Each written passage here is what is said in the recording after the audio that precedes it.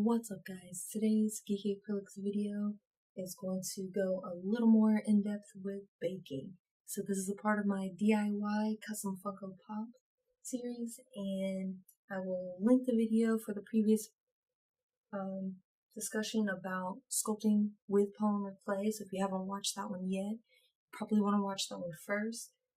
So it talks in depth about sculpting, and this is talking about baking when you're completely done and you're ready to harden your sculpt. So basically, in the last video, I talked about the type of polymer clay that I use, which is Super Sculpey Original. And every polymer clay is going to be slightly different in the baking instructions. It's kind of hard to see,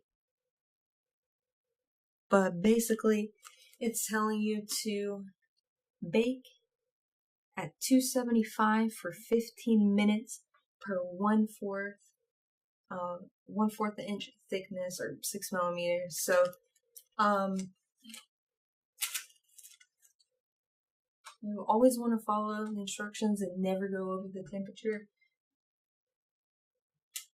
People sometimes want to alter the temperature, maybe do it a little lower to avoid your pot from melting, but you don't have to worry. That's why I love Super Sculpey. I know that 275, even if I go beyond the 15-minute timer, the pop is not going to melt. It doesn't get that hot. It's going to be soft, so, you know, it's normally a pretty hard plastic head. It will get soft. Just like when you heat the head up to take it off the body, it gets, you know, the plastic, it just gets soft. But it will not melt. I've done several of these. It does not melt at the required temperature. But you do want to make sure that you invest in a thermostat, whether it's like a traditional one or a digital one. You want something to test because you don't want to ever go over under the baking temperature that's required for the clay. And a lot of ovens are inconsistent, and they might actually be like 40 or 50 degrees, you know, over or under what it's telling you it's baking at. So for my particular oven, it's actually 40 degrees higher. So I do have to compensate for that in order to, you know, drop the temperature down, or to get the temperature inside the oven to actually stay at 275. So for this piece, nothing goes over the 1/4 inch thickness requirement for the 15 minutes, but I did leave it in just a little bit longer. It didn't burn. It didn't melt. It was totally fine. You don't want to underbake it though.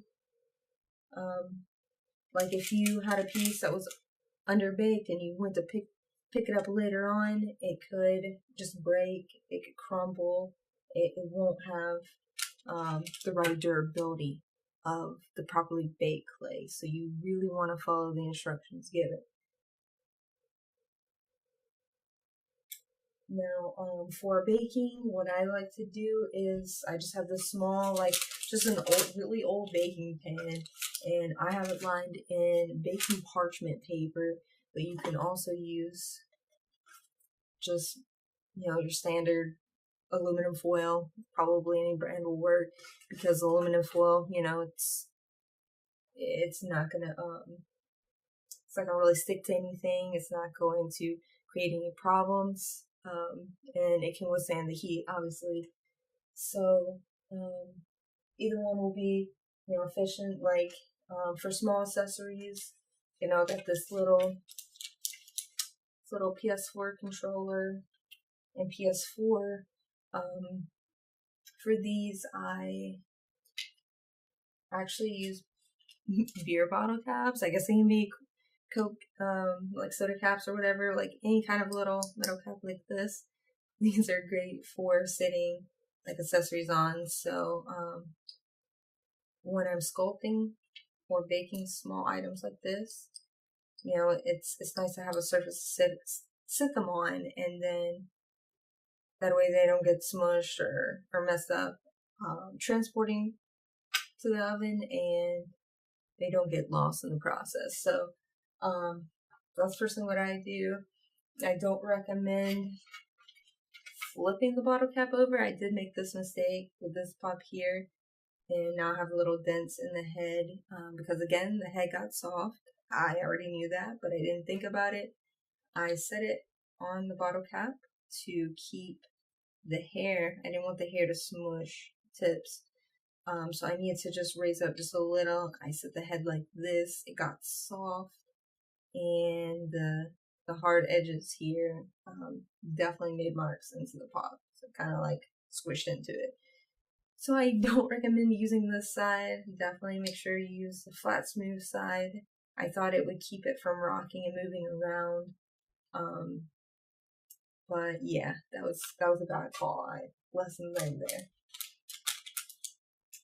Another thing you want to remember, and you might not know and freak out about, when you bake it, you would assume that the baking process means, it's done. It's in its hardened state. It's durable, but it's not. Polymer clay is a plastic clay, and just like the plastic head, when plastic gets warm, it's soft.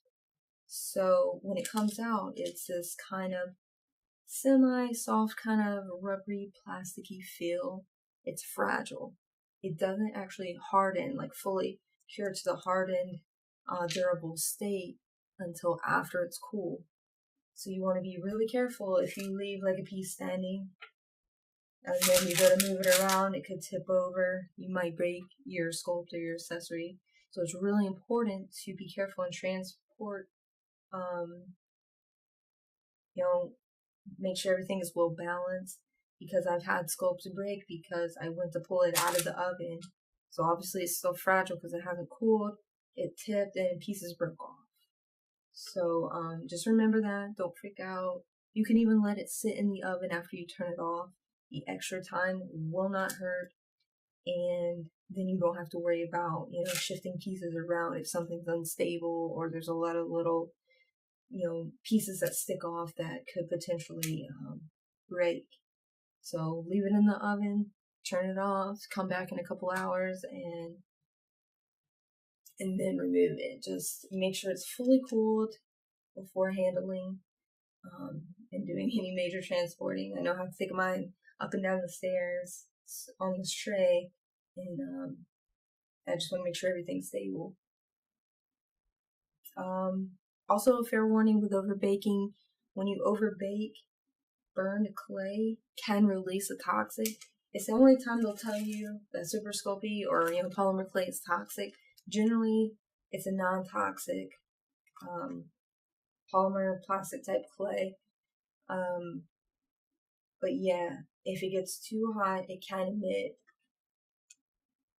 basically like toxic fumes inside your home and your oven, and you just really want to avoid that. Otherwise, it's pretty safe to use.